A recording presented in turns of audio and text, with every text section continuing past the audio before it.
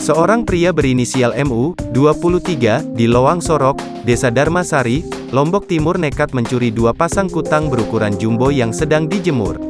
Hal itu terjadi pada Kamis siang, tanggal 5 Mei tahun 2022.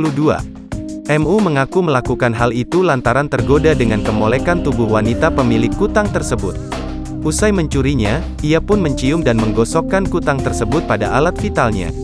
Perilaku menyimpang MU pun diketahui oleh suami korban UF, 29, dan membuatnya marah. Pelaku MU langsung ditangkap saksi UF bersama warga lainnya, dan pencuri dua kutang saat itu juga diamankan anggota Polsek Sikur. Sontak video tersebut mendapat beragam komentar dari warganet.